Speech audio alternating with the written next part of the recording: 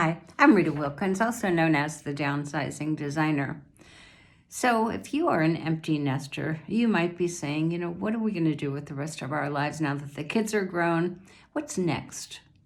And so, after you go to their graduation, after you drop them off at college, they've moved into the dorm. That ride home is pretty lonely, and it's quiet, and it's also tearful. And then you walk into your home, your front door, where there are no more lacrosse sticks or dirty gym bags all over the place. There are no dirty socks on the floor, no more loud music blaring, and the house feels empty. And suddenly it feels so much bigger. So it is time for our kids to pack up and leave home and begin a new stage of their lives. That's only natural. It's what we want for them. But what about us? We've worked hard for so many years to raise healthy, happy kids and then launch them. Now it's time for us to discover what we want. Do we downsize? Do we travel more? Do we connect with family and friends? Do we start new businesses? We've talked about downsizing after the kids are off to college, but we're not quite ready to give up that big house. We're not quite ready to downsize. So what should we do? So if this is you, and if you're considering downsizing to a smaller home someday, here are my top 10 tips on how to begin your downsizing journey, even if you're not ready to move from that big house. So number one, of course, you're not surprised to hear this from me, is to declutter. So you finally have time for that big clean up, the projects that you've put off, you now have more time for, and it's cathartic to start decluttering, organizing, and letting go of some of those things that you've been holding on to. And when you declutter, you'll begin to feel lighter, freer, happier. And paring down on things when you are decluttering will help you get ready for that downsizing if you do eventually move to a smaller home.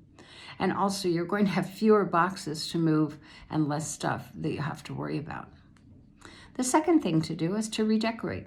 So try moving your furniture around. As a designer for over 35 years, it's pretty amazing what you can do with a house when you just simply move furniture from one room to the other or just move it around.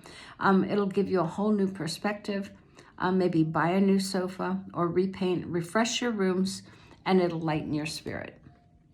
And number three is to repurpose. So maybe you don't want to spend money on major renovations right now, but considering that your kids are gone, you might consider repurposing their rooms so you have different kind of space. Maybe you want that to be a craft room, a yoga room, a home office, and that just gives you a completely different point of view for that room. So it's repurposing. The third is to entertain. So if you now have more time, why don't you just spontaneously invite some friends over for a casual dinner, maybe at the kitchen table with people you just, want to share some of your fun things together. And then invite your friends to maybe bring their own favorite dish, share it around the kitchen table, and just make new memories. And also, it'll give you an opportunity to expand your cooking skills, try new recipes, and discover new cuisines that you've not tried before because maybe the kids didn't like it. Now that you can use all those ingredients that the kids really didn't like, and now you can be more experimental.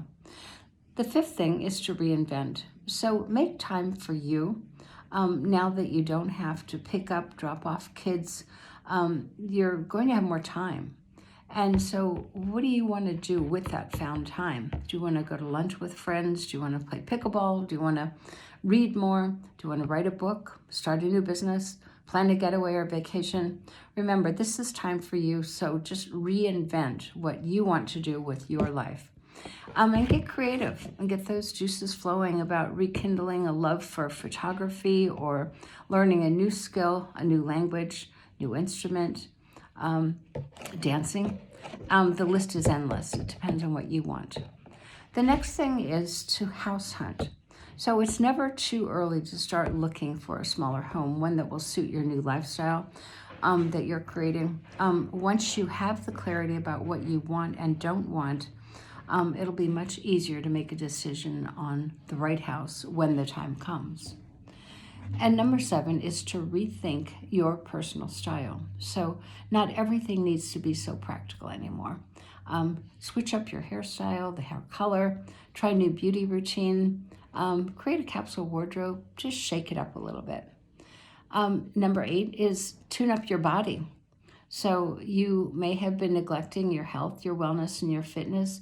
Now might be the perfect opportunity for you to begin eating right, creating a new fitness routine.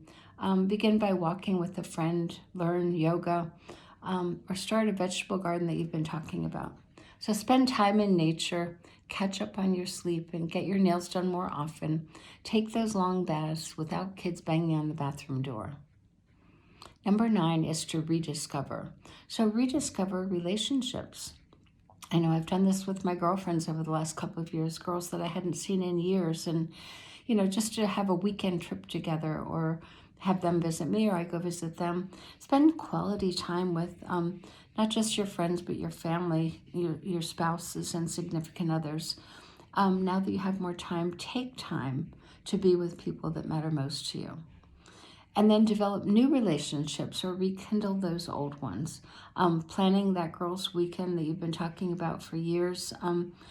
Taking your grandchild on a little getaway, maybe to New York to go see a play, something like that.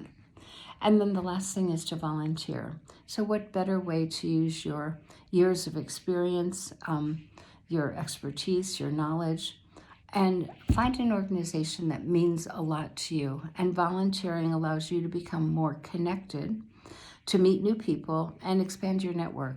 It's also making a positive impact on your community.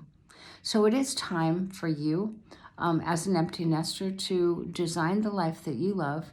Your kids will be just fine, and so will you.